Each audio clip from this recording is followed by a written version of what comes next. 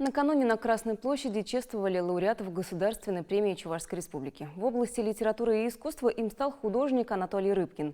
В его мастерской в Санкт-Петербурге побывала наша съемочная группа. В одном из самых старых домов Петроградской стороны находится мастерская Анатолия Рыбкина. Здесь он живет и работает. Частые гости этого аскетичного дома – земляки художника. На этот раз это студенты Чебоксарского художественного училища. Анатолий Рыбкин – член-корреспондент Российской академии художеств, действительный член Петровской академии наук и искусств, заслуженный художник Российской Федерации, народный художник Чувашской Республики. Его картины выставлялись в Японии и Индии, Франции и Германии, в Сирии и Китае, на Кубе и в других странах мира. Он много путешествует. Результатом каждой поездки становятся живописные работы. Писать вот этих кубинок, там, метисок, мулаток, опять же, вот увидеть колибри, там, боже мой, сидеть на Мексиканском заливе, слышать, как волна шумит. Это не знание, это чувство. Вот это как раз художникам мне и положено. В Санкт-Петербурге Анатолий Рыбкин живет много лет. Но главным источником его вдохновения остается малая родина, деревня Вурманкасы Мариинско-Посадского района Чувашии.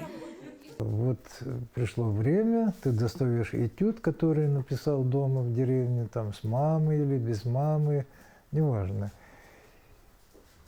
И вот в центре Петербурга смотришь на свой этюд и думаешь, да боже мой, так вот это я как раз и острее начинаю понимать ту жизнь деревенскую, находясь в центре вот мегаполиса.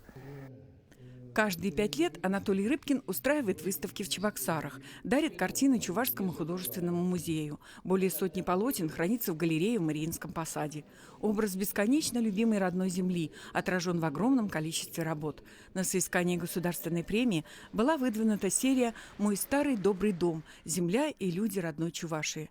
Она экспонировалась не только на родине. Картины выставлялись в Германии, в залах Российской академии художеств в Москве, Союза художников Санкт-Петербурга и Красноярска. В эти дни выставка открыта в столичном доме национальностей.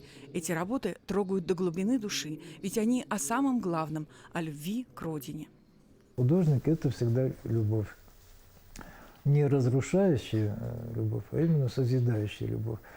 Решение комиссии при главе Чувашской Республики по государственной премии в области литературы и искусства на этот раз было единодушным. Лауреатом безоговорочно был признан народный художник Чувашии Анатолий Рыбкин. Зинаида Паршагина, Семен Антонов, Вести, Чувашия.